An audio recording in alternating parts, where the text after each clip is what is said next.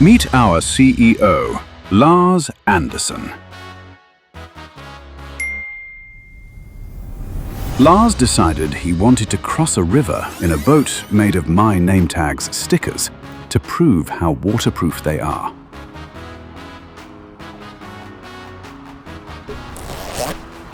We begged him not to. HR pleaded with him. Today, Lars is attempting to cross a river in a boat made of My Nametags stickers. And off he goes.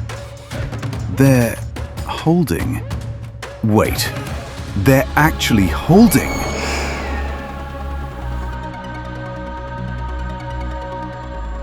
For context, these are the best personalized name labels for children's clothing. They need to be waterproof and super durable, so they stay attached on clothes and equipment, wash after wash. If My Nametags labels are strong enough to keep a boat afloat, they are definitely 100% waterproof. I guess Lars knew what he was doing all along.